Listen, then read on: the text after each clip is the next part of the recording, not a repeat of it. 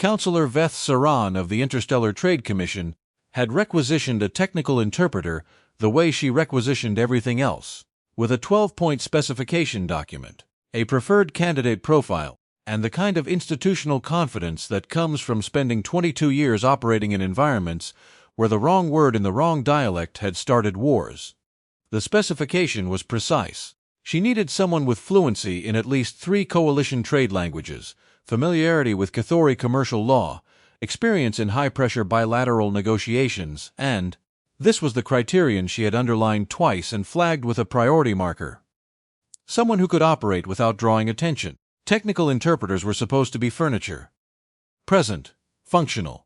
Invisible San had learned, across 2 decades of trade summits and resource arbitrations, that the moment an interpreter became visible, the negotiation had already gone sideways. The Commission's staffing office had reviewed the specification and assigned technician second class Wen Aldrich. What the staffing office had not included in the transfer documentation, through what the subsequent review would characterize as a failure of due diligence at multiple administrative levels, was technician Aldrich's complete personnel file, which would have contained on its second page a planetary origin classification, Earth, Class 14 Deathworld, and on its 7th page a service annotation that read, Prior assignment Extreme Environment Contact Operations, 8 years, followed by a list of mission designations that were still partially redacted at the time of the inquiry. Saran had met Aldrich at the Commission Transit Hub at 0700. He was younger than she expected, somewhere in his early 30s, with a lean, angular build and the kind of stillness that she initially misread as inexperience.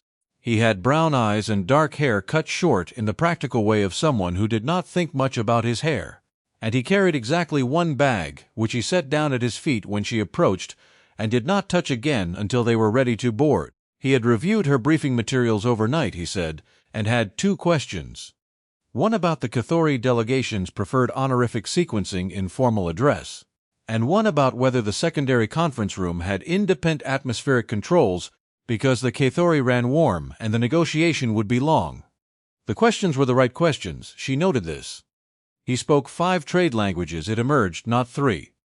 The 2 extra were a Cathori regional dialect used primarily in resource extraction contracts and something called Prilhari Mercantile Standard, which had not been in active diplomatic use for approximately 60 years, but which the Commission's archival team had flagged as potentially relevant.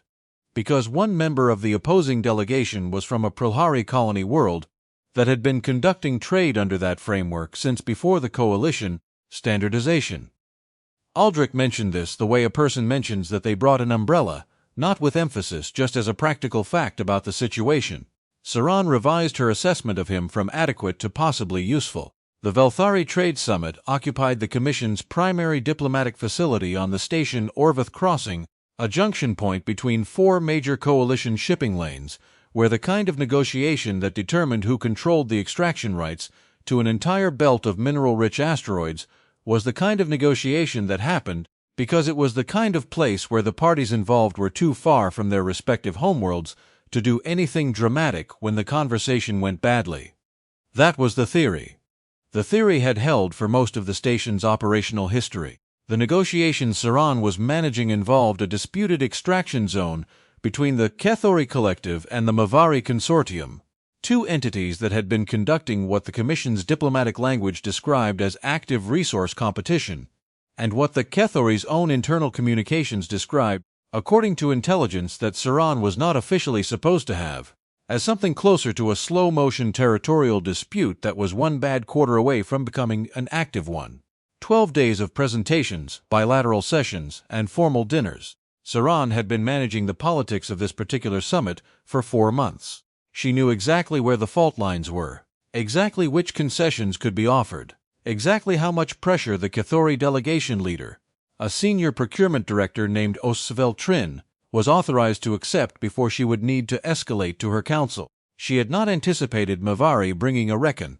The Rekkan were not a negotiating species in the conventional sense. They were, by the Commission's own xenological classification, a mercantile security culture. Their commercial empire had been built on a combination of resource extraction and the very credible willingness to defend their extraction operations with force that other parties found it inadvisable to test. They were represented at trade summits as a matter of form, usually by a low-ranking observer whose primary function was to signal, through presence alone, that the Mavari consortium had the kind of friends that made the opposing party consider their positions carefully. The Rekkan observer that the Mavari had brought was not low-ranking. His name, as listed in the delegation manifest, was Vorath Kale. He was 7 feet tall in the way that Rekkan were 7 feet tall. Not as an unusual trait, but as a biological baseline, with the chitinous ridge plating along the shoulders and spine that indicated mature status within their social structure, and the secondary arm configuration that the Commission's xenological briefings described as vestigial, but which Saren, watching him settle into the observation seat at the back of the formal negotiation chamber, found she was instinctively reluctant to classify as vestigial given the way the musculature moved. He had 3 light bar ranking marks on his collar. She had looked up the Rekkan ranking system the night before. 3 marks meant he held a position roughly equivalent to Senior Operational Commander, which was not what you sent to a trade summit when you intended to negotiate in good faith. He said nothing during the first session. He did not need to. The Cathori delegation, which had arrived with the body language of a party prepared to negotiate from moderate strength, arrived at the second session with the body language of a party that had spent the night reconsidering its leverage. Ozavil Trin, who had walked into day 1 with a prepared counter-proposal and a list of acceptable compromise positions, walked into day 2 with a noticeably smaller list and a tendency to glance toward the back of the room. Saren recognized what was happening. 22 years of trade law gave her a precise vocabulary for it. She also recognized that there was very little she could formally do about it. Because the Rekkan's presence was legal, his delegation status was properly filed, and he had not said a single word that she could object to on the record. Aldrich was at the interpreter's station to her left. He had been translating continuously for 6 hours, switching between Commission Standard and Cathori Trade dialect, and twice briefly into the Prelhari framework, when the archival consultant on the Cathori side had needed to reference a historical extraction treaty. He translated with the even, unaccented fluency of someone who was not managing language so much as passing it through, and Saran had almost stopped noticing him, which was precisely what a good interpreter was supposed to make happen. She noticed him again at the end of the second session. The formal session had concluded. The delegations were moving toward the reception corridor for the scheduled break. Vorath Kale had risen from the observation seat and was moving toward the corridor as well, which placed him on an intercept path with the Cathori delegation as they filed through the door. This was probably not an accident. Rekkan's spatial positioning in mixed-species environments was not accidental. It was, the xenological briefings noted, a communication channel. Ozavil Trin stopped walking. The Cathori reaction to Rekkan proximity was a documented physiological response, a stress hormone cascade that produced visible changes in their secondary skin pigmentation, a rippling fade from their normal amber to a washed-out pale that the Commission's xenological team described as the equivalent of the color draining from a face. 3 members of the Cathori delegation had already gone pale. Trin was working very hard at not doing the same. Vorath Kale looked at the Cathori delegation with the specific quality of attention that a being at the top of a functional predator hierarchy used when it wanted to make a point without technically making a point. Then Aldrich stepped into the corridor. He had not been asked to. There was no reason formally for the interpreter to be in the reception corridor during the break. Saran, watching from the chamber doorway, did not immediately understand why he had moved. Aldrich positioned himself between the Cathori delegation and the Rekkan observer with the unhurried, deliberate ease of someone who had chosen a spot and intended to stand in it. He was half a foot shorter than Kale and significantly less armored, and looked from a purely physical standpoint like an object lesson in asymmetry. He had his hands in his jacket pockets. He looked at Vorath Kale with the specific expression of someone who was waiting to see what would happen next, and who was not particularly concerned about what that might be. Vorath Kale looked at him. The Rekkan had a physiological tell for threat assessment, a particular alignment of the ridge plating along the shoulder that shifted when they were evaluating something as a potential obstacle. Every xenological source Saran had ever read described this as a rapid evaluation, a second or two at most, after which the Rekkan proceeded to act on the outcome. Kale's ridge plating shifted and stayed shifted. He was still doing it at the 4-second mark. The Cathori delegation, who could read Rekkan body language in the way that prey species learned to read predator body language, not academically but as a survival adaptation, had all noticed. At the 6-second mark, one of the Cathori junior delegates quietly moved 2 steps further from the Rekkan and closer to Aldrich. Aldrich still had his hands in his pockets.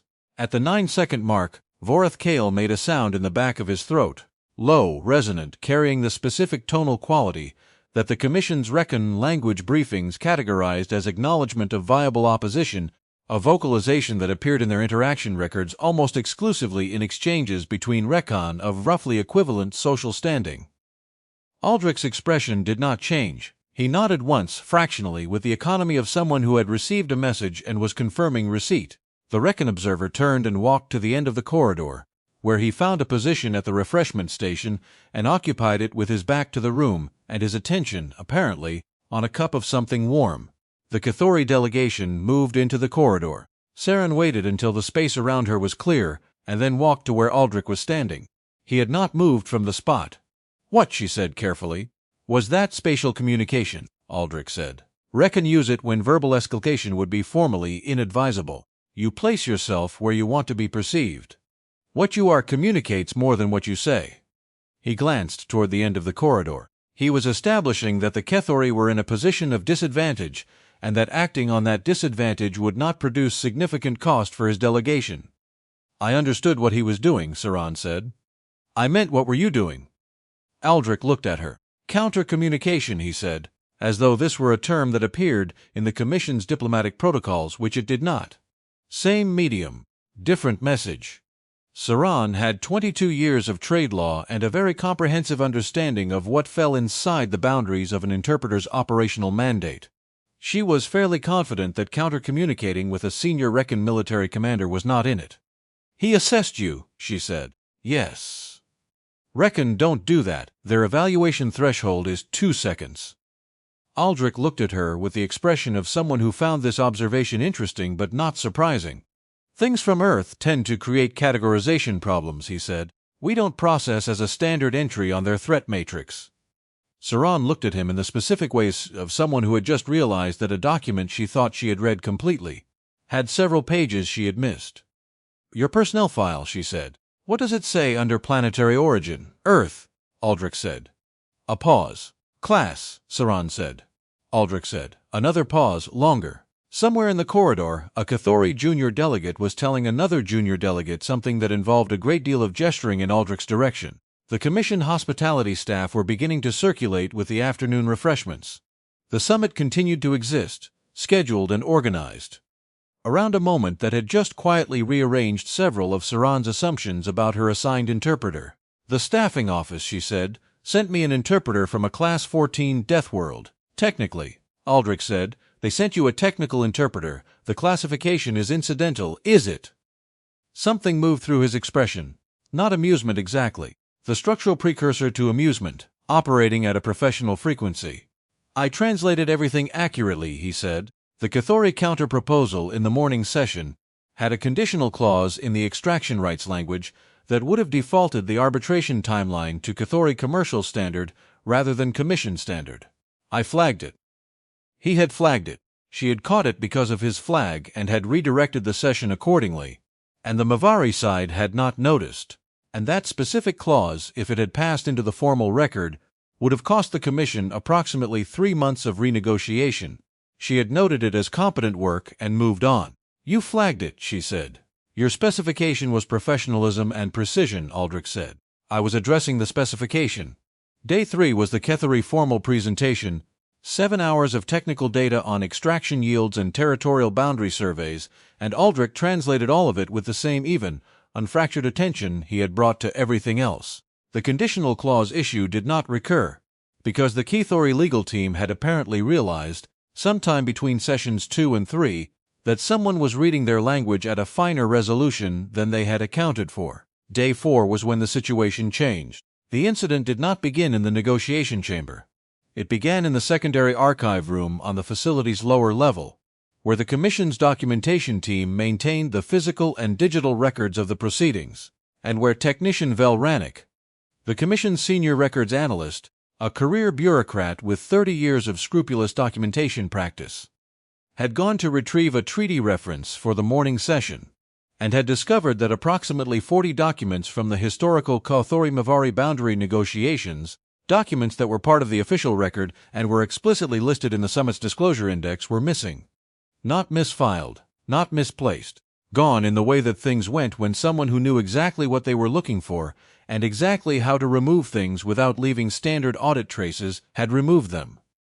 The documents were foundational. Without them, the Cathori's Central Territorial Claim, the argument that the disputed extraction zone had been designated as Cathori adjacent under pre-coalition treaty law, had no evidentiary basis in the formal record. The summit's arbitration framework required documentation provenance.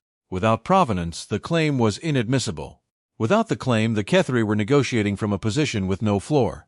Rannick brought this to Saran at 0830, 45 minutes before the morning session. Saran, in 22 years, had navigated faction wars. She had navigated succession crises. She had once negotiated the terms of a ceasefire in real time with two delegations who were simultaneously receiving news that their respective governments were changing. She had a comprehensive and well-developed relationship with the experience of situations going wrong in ways that required immediate, precise response. She looked at Rannick's documentation summary and understood, with complete clarity, what had happened and what it was designed to accomplish. She also understood that the formal session was in 45 minutes and that she had no evidence trail, no documentation, and no mechanism to delay proceedings without either alerting the party responsible that she was aware of the removal or triggering the arbitration default provisions that would hand the Mavari side a technical victory before the morning session began. She looked up from the summary and found Aldrich standing 2 steps behind Rannick.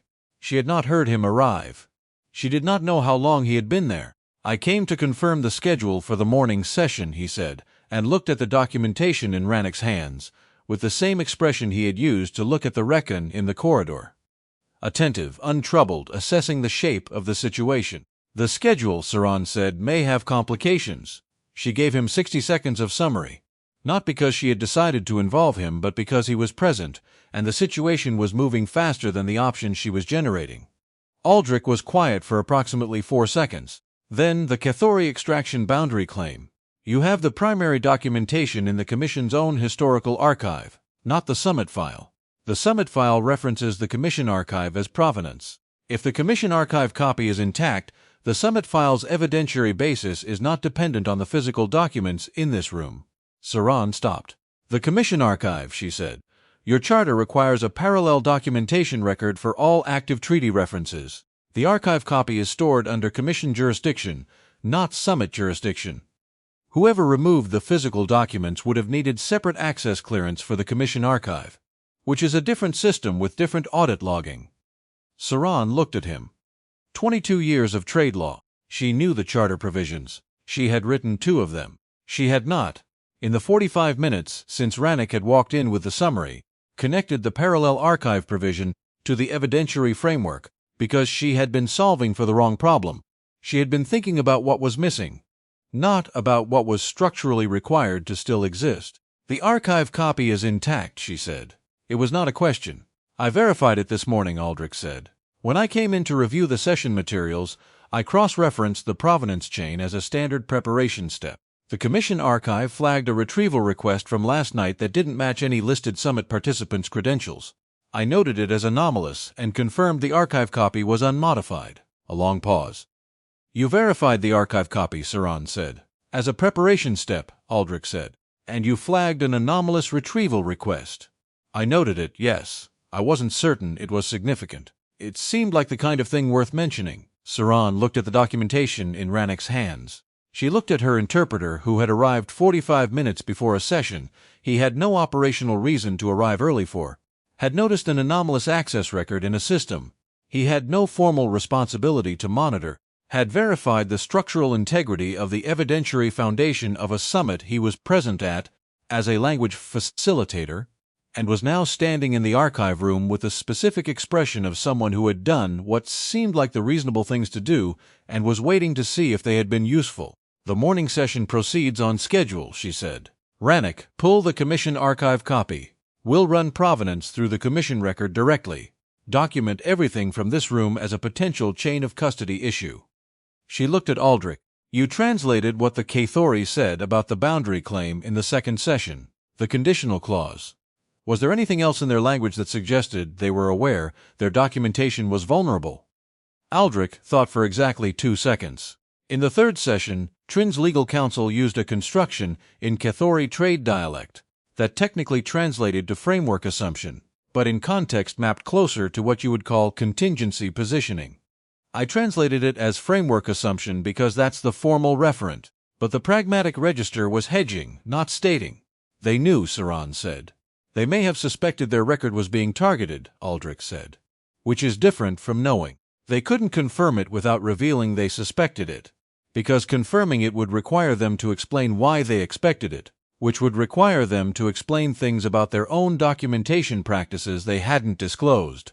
Saran was quiet for a moment. 22 years. You read Pragmatic Register in Cathori trade dialect, she said. I read it in most of the languages I work in, Aldrich said. Literal translation is the floor. What people are actually communicating is usually a layer above that. A slight pause. On Earth, the gap between what people say and what they mean is significant enough that you develop an instinct for it early. The morning session proceeded on schedule. The Mavari delegation arrived with the particular arrangement of expressions that Saran, watching them file in, recognized as the expression of a party that expected the proceedings to take a specific turn. Vorath Kale, in the observation seat, had the immobility of someone prepared to watch something go as planned. Saran introduced the Commission Archive as the primary provenance record for all referenced treaty documentation, citing the charter provision, citing the parallel record requirement, citing the specific archive timestamp. She did this with 22 years of procedural fluency, without inflection, without explanation, without anything that indicated this was anything other than standard documentation practice. The Mavari lead negotiator, a polished career diplomat named Ezrat Vaughn, absorbed this for approximately 5 seconds. Then she requested a brief procedural recess. During the recess, Saran sat at the commission table and watched the Mavari delegation have a conversation in their own section of the chamber that involved. At one point, Ezrat Vaughn turning to look at Vorath Kale with an expression that Saran had seen on delegations before. The expression of someone who had planned around a particular variable and was now being informed that the variable had been removed. Kale's ridge plating was aligned. He was looking at the commission table. More specifically, he was looking at Aldrich. Aldrich was reviewing his session notes. He looked up once, met the Rekkan's gaze, and then looked back at his notes with the calm of someone who was aware they were being looked at and had reached a settled conclusion about that fact. The recess ended. The formal session proceeded. Without the documentation gap, without the evidentiary vacuum the missing documents were supposed to create, the Mavari's negotiating position had structural problems that emerged across the next 4 hours of proceedings with the slow, steady precision of a foundation giving way. The Cathori delegation, who had not known officially that the document removal had been attempted, and who had therefore not revealed that they had suspected it was coming, negotiated from their full position. The arbitration framework held. It was, when it concluded, a session that the Commission's formal record would describe as productive bilateral progress on multiple key points of contention. Saran and Aldrich walked out of the chamber at the end of the session. The corridor was clearing around them, the delegations moving toward the evening reception, the documentation staff moving toward the archive room with a great deal of purpose and an incident report that was going to be extremely thorough. "You came in early," Saran said. "I usually do," Aldrich said. "The preparation time is useful. You cross-referenced the provenance chain as a standard preparation step. The session materials referenced the documents. It seemed reasonable to confirm the references were sound." Saran walked 3 more steps. She had 22 years of trade law. She had a very complete understanding of what technical interpreters were asked to do, and what they did, and what the gap between those two things looked like. And she was inside that gap right now, looking at it from a perspective she had not expected to be inside. "Your file," she said. "Planetary origin, Class 14. That classification is for worlds where the Commission's xenological framework defines it as an environment where the baseline survival conditions are actively hostile, where the fauna represent consistent lethal risk, where the atmosphere and gravitational conditions, where everything is trying to kill you," Aldrich said without any particular emphasis. "That's the colloquial version. It's reasonably accurate. And you spent 8 years in extreme environment contact operations before the Commission." 7.5, he said. "The last 6 months were debriefing and transition." Saran considered this information. She thought about the conditional clause. She thought about the archive access anomaly. She thought about a 9-second threat assessment in a corridor and a Rekkan observer who was currently, presumably, at the evening reception, having the kind of evening that people had when a plan they had been part of had not produced its intended outcome. The Rekkan identified you as a viable opposition in the corridor, she said. Day 2, yes. He adjusted the delegation's behavior accordingly. The spatial communication stopped after that. The Kithori delegation had more room to move. Aldrich paused. That was the intention.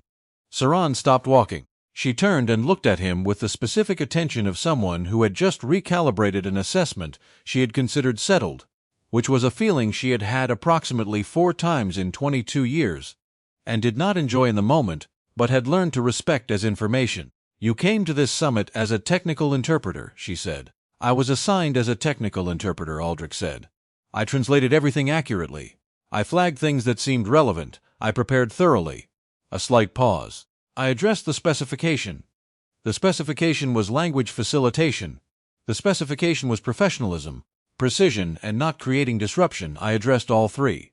He looked at her steadily. The summit outcome is a reasonable measure of whether I did that adequately.